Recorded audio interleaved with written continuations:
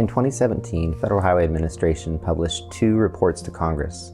One of these reports was based on a study which is called the Tribal Transportation Strategic Safety Plan. This study identifies 7 priority topics that need to be addressed in tribal areas to improve transportation safety.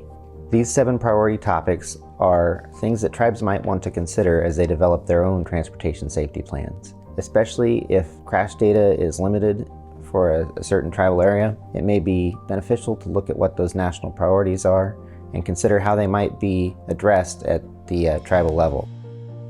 Since 2013, Federal Highway Administration has offered grants to tribes for the development of transportation safety plans. Today, in 2020, over 400 tribes have been funded to develop transportation safety plans, and a library has been created on the website tribalsafety.org that houses over 100 of the completed safety plans. When developing your transportation safety plan, it's important to assemble stakeholders that can help you to identify sources of data, figure out what transportation safety priorities need to be in the plan, and ultimately we'll be able to help you monitor and implement and update that plan.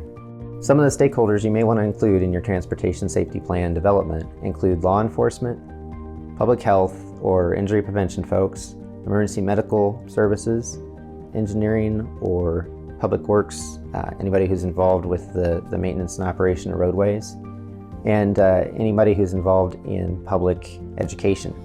In addition to these partners, it's critical to involve leadership in the development of a transportation safety plan. Leadership buy-in is going to be important not just for getting the plan approved, but also down the road in being able to actually implement the activities that are identified in that plan. One tool to help you identify stakeholders that might participate or be interested in your transportation safety plan is to use the Safety Contacts database on tribalsafety.org. There you'll find several safety contacts for state offices in each of the 50 states. Tribal law enforcement and BIA law enforcement have not always used standardized crash data collection. Although that is improving, many tribes still don't have a standardized crash database that they can use when developing their transportation safety plan. As a result, many of the transportation safety plans that tribes have developed are based more on qualitative data than on quantitative data. Interviews with their community or their safety stakeholders have been the information that's been used to identify priorities. And oftentimes one of those priorities is improving crash data so that in the future the transportation safety plan can be more data-driven and based on better information. When developing your first transportation safety plan, don't get too bogged down in the details of exactly everything that you'll ever want to address related to transportation safety. Instead, use it as a starting point to start conversations. And in some cases, you'll want to do more data analysis to influence future versions of the plan. So identifying the need for a road safety audit or a systemic safety study can be a major accomplishment within the local road safety plan and can help to launch those projects which will eventually lead to infrastructure improvements. You don't have to jump right from the plan to infrastructure improvements necessarily, especially if you need a little bit more guidance or study in order to determine what needs to be done to address your transportation safety issues. Today, governments don't often communicate verbally. Instead, we rely on documents to help make communication happen.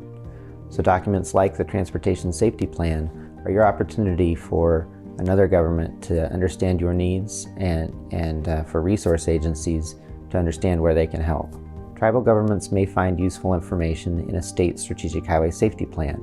And likewise, state governments may want to consider what's in transportation safety plans developed by tribes and local governments as they update their state strategic highway safety plans. One benefit of getting your priorities documented on paper is when there is turnover in staff at your organization, having that plan that's in place that has the data analysis and the stakeholder involvement has been a part of the development process.